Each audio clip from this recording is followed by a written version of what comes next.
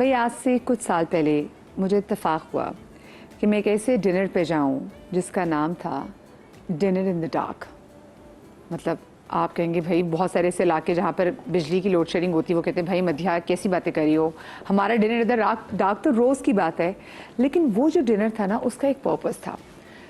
जब मैं और मेरे हस्बैंड उस डिनर के अंदर एंटर हुए तो उन्होंने जैसे हम एंटर हुए हमारी आंखों पे एक पट्टी बांध दी और उन्होंने कहा कि अब आप जो चीज़ एक्सपीरियंस करेंगे वो इन्हीं आंखों की पट्टी के साथ एक्सपीरियंस करेंगे।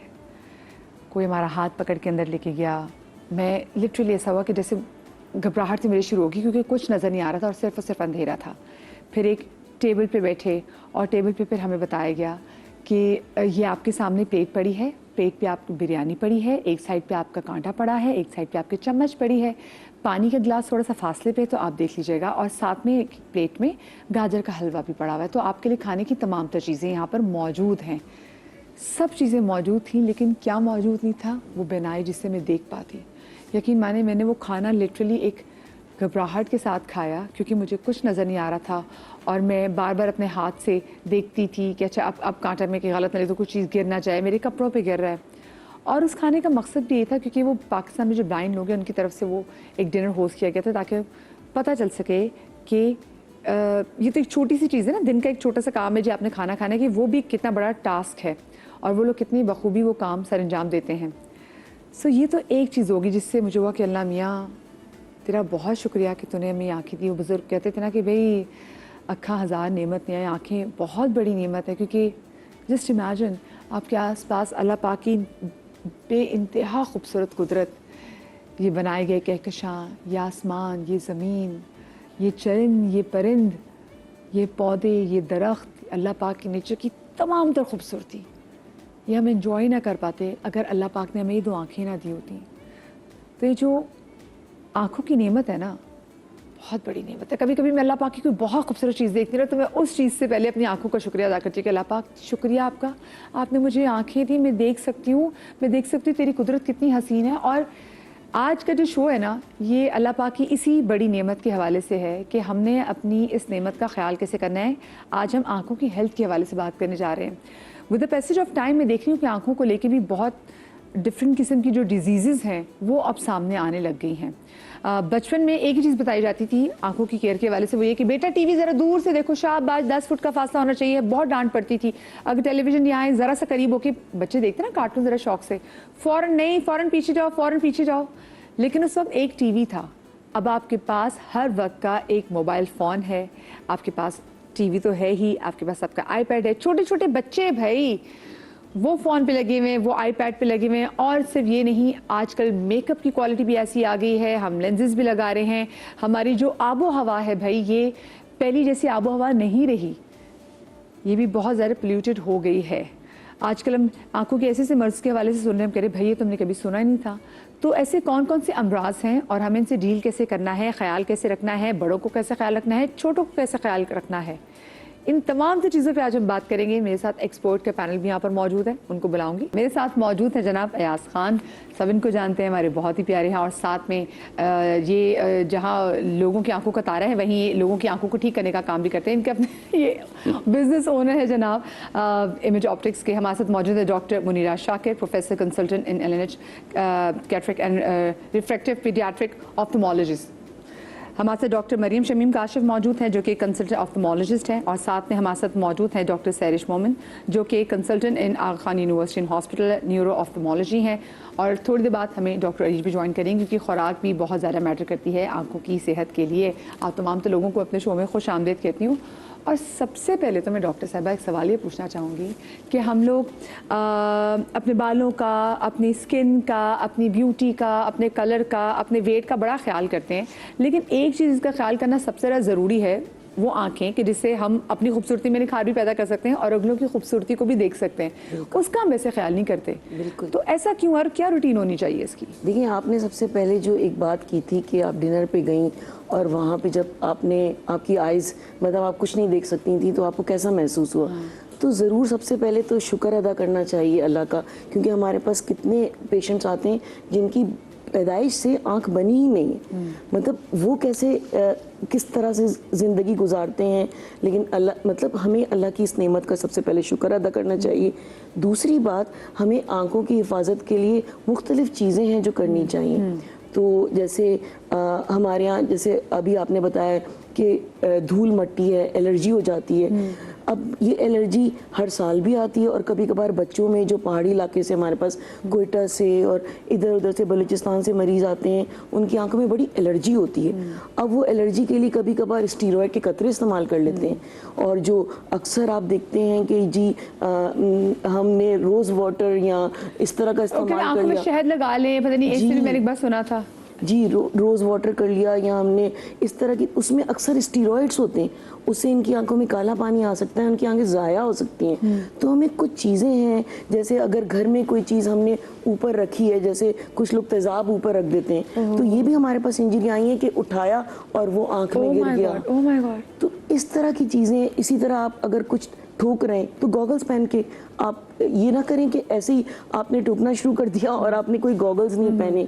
इसी तरह मुख्तलिफ, आपने जैसे कॉन्टैक्ट लेंस की बात की, उस पर हम डिटेल बात कर सकते हैं कि कॉन्टैक्ट लेंस, मेरे पास तो एक पेशेंट ऐसी आई कि शादी में कॉन्टैक्ट लेंस कजन्स ने एक्सचेंज किया, शादी में एक ने पहना, फिर वलीमे में एक ने। Oh my God. तो ऐसी ऐसी कहानियाँ आती हैं कि अगर बात करने लग जाए तो पूरा दिन गुजर जाए। बिल्कुल बिल्कुल जी। और आज हम इन तमाम चीज़ों पे बात हम करेंगे क्योंकि बहुत ज़रूरी है। हमें पता ही नहीं है कि कौन सी ऐसी प्रैक्टिसेस हैं जो कि बहुत गलत ममनुआ किस्म की प्रैक्टिस है कि जी मेरी कज़न के ग्रीन लेंस बड़े अच्छे लग रहे थे, अगले दिन मैंने पहन लिए, उसकी भी आंखें ख़राब और आपकी भी ख़राब होगी। अच्छा, आपने यासब, आपने वैसे लोगों को ऐसी क्या गलती करते हुए देखा हुआ है कि वो जो उनकी आंखों की सेहत के लिए बहुत बुरी है?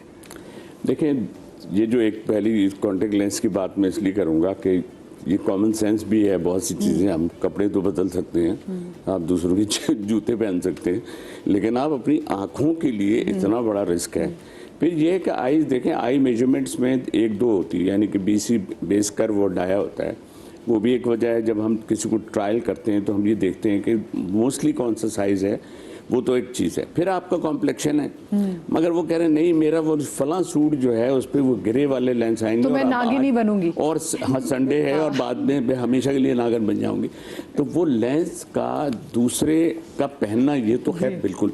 अच्छा, बहुत से लोग कहते हैं ना कि डिसइंफेक्ट कर लिया, वॉश कर लिया, वो सारी चीज़ें हैं, लेकिन एक तो इसकी वेयरिंग, जो इसकी वेयरिंग है ना, उसकी जो कुछ लोग, जैसे अगर हम 6 आवर्स हम मैक्सिमम कहते हैं कि आप अगर पार्टी वेयर के डेली वेयर भी लेंस हैं तो उसको आप ज़्यादा अरसे के लिए यूज़ ना करें, यानी कि इसको कॉस्मेटिक लेंस कहते हैं। अब कॉस्मेटिक लेंस में भी इस बात का ख्याल रखना चाहिए कि उसका जो यूज़र है ना, जो यूज़र है, इसमें चेंजिंग नहीं होनी चाहिए मेरे ख्याल से। और अगर कोई करता है तो इन्फेक्शन के डॉक्टर साहब को तो हाइजीनिकली इतनी बुरी चीज़ है। और फिर डॉक्टर साहब के पास कितने के, आप सबके पास कितने पेशेंट्स ऐसे आते होंगे जिनकी वजह ही सिर्फ कॉन्टैक्ट लेंस होती है।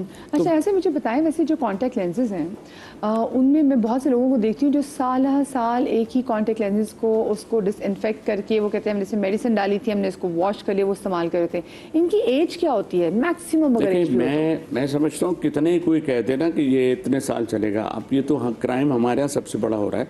दुनिया में मैक्सिमम डिस्पोजेबल लेंस होते हैं जी, बिल्कुल यूज़ कर रहे थे, इतने अरसे के बाद फिनिश डिस्कार्ड करना है। हमारे यहाँ तो उसको वॉश करते रहते, पहनते रहते। मेरी अम्मी ने पहने थे, अब उसी नज़र से तुम भी मुझे देखो, दुनिया को देखो। नहीं, बिल्कुल। आप ये आंखें हमारे पास इतनी कीमती चीज़ हैं।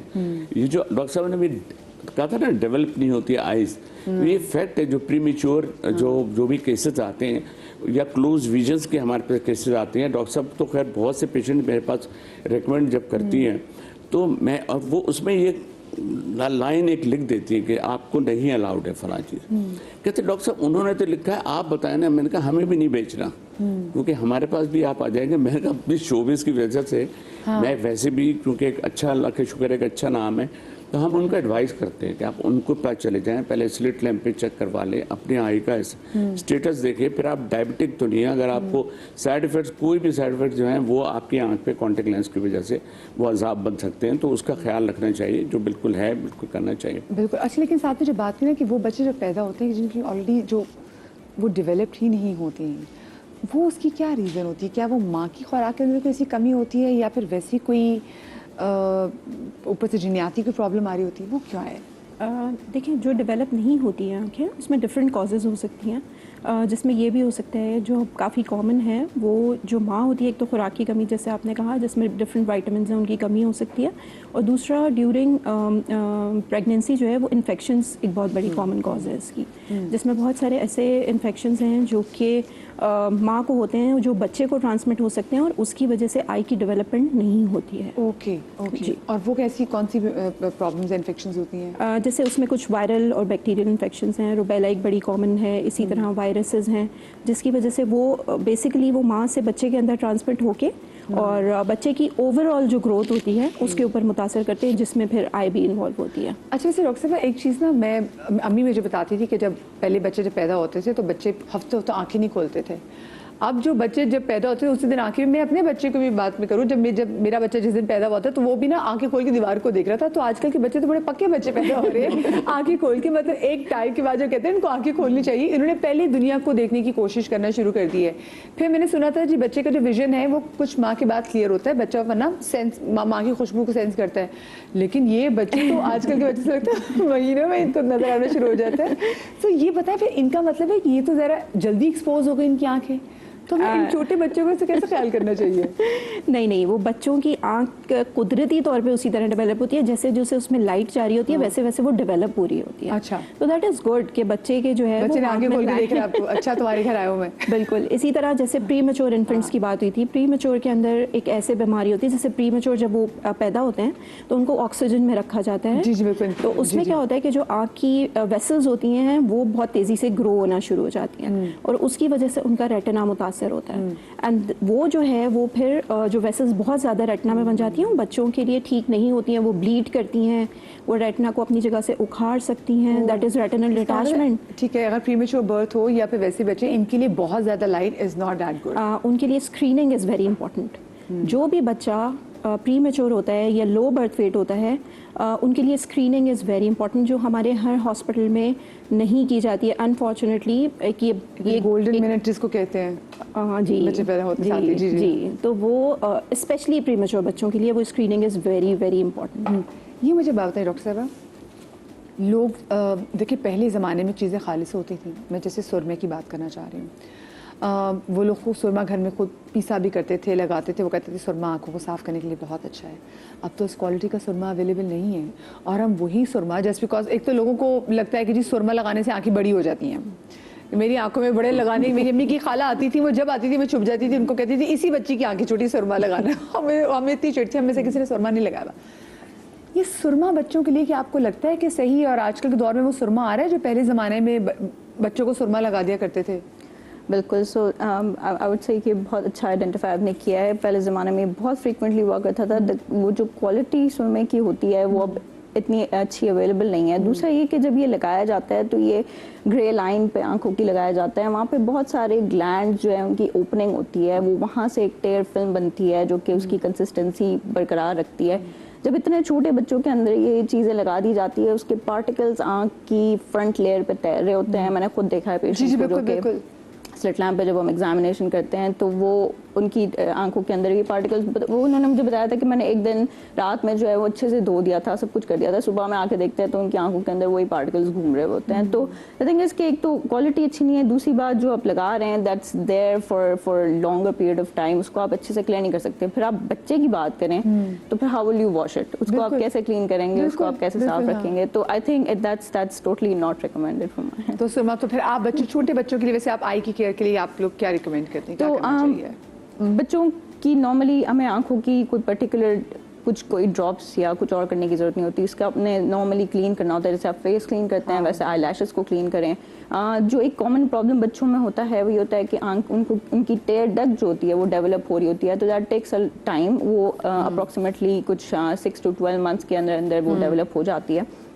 कभी कभार वो थोड़ी सी नैरो होती है तो उसकी वजह से उनको आंखों में कचरा आना शुरू हो जाता है, पानी आता है अक्सर। और कभी कभी बच्चों की आंखें वो जुड़ जाती है ना। बिल्कुल बिल्कुल बिल्कुल, वो सारे जो डिस्चार्ज होता है वो सारा आई लैश को मैट कर रहा होता है। तो बेसिकली उसमें ये करना होता है कि आपने थोड़ा सा डक्ट को मसाज करना होता है, वो उसका तरीका हम बताते हैं कि कैसे करना होता है, तो उससे जो है वो टेयर डक्ट खुल भी जाती है। मोस्टली पेशेंट्स जो है वो by the age of 12 months, उससे पहले तक वो उनकी tear duct is patent and they can do it, and this is very commonly seen, but otherwise not frequently particularly हमें बच्चों की आंखों के मसले को। तो यानी कि आजकल के इस टाइम में आप लोग सुरमा जो है वो रिकमेंड नहीं करेंगे ना? सुरमे में अक्सर लेड होता है और लेड बच्चों की आंखों के लिए बड़ा ख़राब होता है।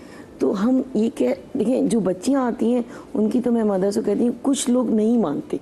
उसका तरीका ये कि जैसे अच्छा, जो नहीं मानते उनके लिए तरीका बताएंगे ब्रेक के बाद। ब्रेक आ गई, ठीक है ना? एक छोटी सी ब्रेक के बाद ये जो अपने बच्चों की आंखों में सुरमा लगा देते हैं, क्या ये लगाना चाहिए या नहीं, ब्रेक के बाद बात करेंगे।